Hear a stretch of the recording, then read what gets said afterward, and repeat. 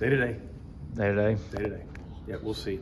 Hopeful that they can contribute on Monday. We need as many hands on deck as possible. Kind of what was determined with the pictures on RJ? Knee, not major, but there was an injury there. Kind of breathe a little sigh of relief, because I know at first, anytime there's a knee injury, you kind of... Yeah, definitely. There's something right now that doesn't seem to indicate that it'll be long term. So. And JJ too, no idea how long. You said day to day, just. Yeah, hopeful that he can get a couple reps today. We'll see. Okay. Yeah, we'll rely on the training staff there. Cool. Just generally, what are your observations of this Oregon team, which you guys are getting ready to go against? Talented, and it's a good program. Year in and year out, they're going to be good. They're going to be really competitive in their league and play postseason. That's what they do. Really big team, and a team that we've got to do a much better job on the glass than we've done to this point to be competitive, up front against them. How much is having this schedule, non-conference schedule that you guys are playing this year? How does that help, you think, your preparation for this season, knowing you're going to go against the Oregons, the Wake Forest, and some of these other teams you guys are going to be playing?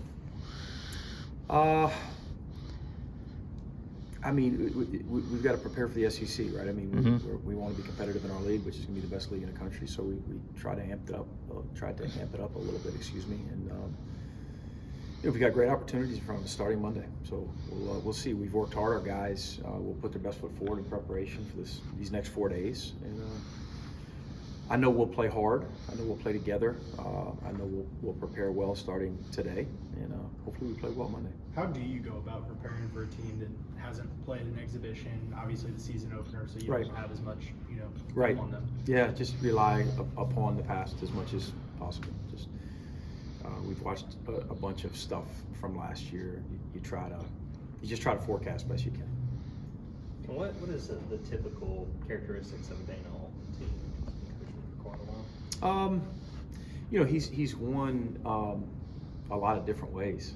He's pretty unique in that way. And I'm not overly familiar with that side of the country, but as much as you've seen them playing postseason and all the success that they've had, of course, he's always interesting and fun to watch because sometimes they're a little bit faster, and sometimes they play a little bit slower, and sometimes they'll zone a little bit more, and sometimes they won't. But he's a veteran that's won a ton of games, and he's been very successful for a long time. What kind of conversations did you have with Carrio before he left? Was there an option? Was he considering staying? Just looking to see what was out there. Yeah, he decided to enter the portal, and we didn't have much conversation after that, other than how can we support you? What are you looking at? How you doing academically? Stuff like that. Just running into him, utilizing our facilities, being around. He's a guy that we care about. Hope he has a great year. Obviously, we hope we do a good job against him, but was a great kid to coach. Was fun to coach. Explosive scorer.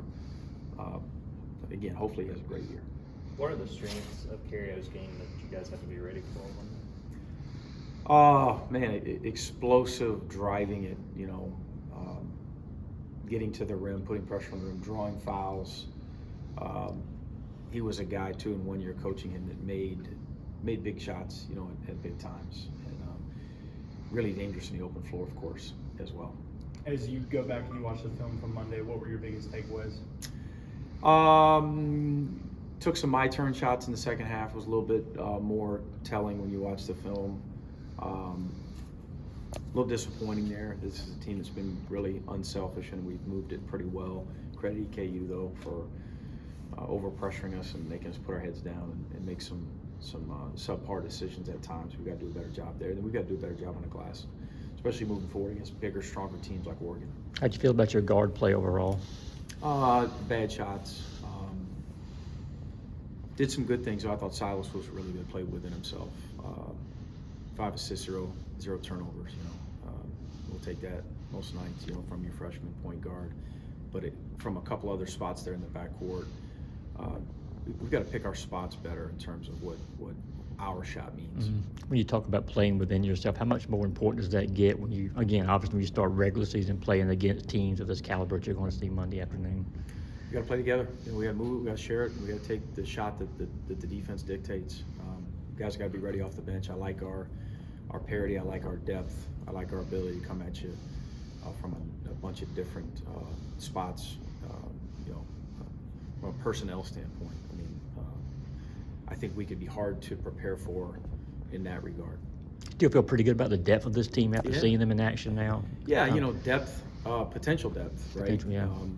How productive that depth is will remain to be seen, and we'll figure that out as time goes on. Talking about that depth, if JJ and Sonny aren't available, who are you looking to step into that kind of spot?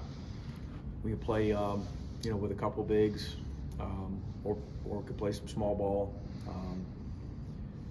A couple freshmen might have opportunities to play, have a little bit more of an impact than maybe otherwise they would have had. A guy like Dylan James who's in the front court, of course. So we'll do the best we can. We'll figure it out.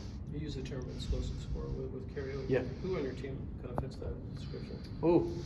Or if anyone? I think this team is more of a do it by committee type team. Cario was great and is great with isolations and just going to get one himself. We got to figure that out in time. I'm not sure that will be as much us though. This team's offensive identity. Mentioning Dylan, what did you see from him in that exhibition? He was good. I liked his tempo. He's got a really good feel. His pace for a true freshman, as we've talked about a few times, is nice and slow, and he lets it come to him. He's a guy with a high basketball IQ and great length and versatility. Good player. What's the protocol with exhibition basketball? Do you exchange tapes with the opponent? No. No. So it's. No, we've got very little to watch. Relying heavily upon last year. With this week, what have you seen in practice just after that exhibition and just getting ready for this first game? Day off and back at it today. So, we went one day, right, and then had a day off. It all runs together. So, Right. we got some stuff done a couple days ago. Nothing Oregon specific. That'll start today and tomorrow and heavily in those next couple days. You're obviously a guy that preaches defense. Who stands out to you as the biggest, defenders on this team? We need everyone that we play to be good defenders, right, to compete in this league. The veteran guys are probably a little bit ahead right now. Noah and Russ and JJ and RJ and those guys come to mind. Justin Hill's a developing defender who's become a little bit more committed to becoming, a pit bull on the basketball. We've got to find some others too. Is this a typical road game travel? Do you just fly in the night before and don't do anything in the city, even though it's Vegas?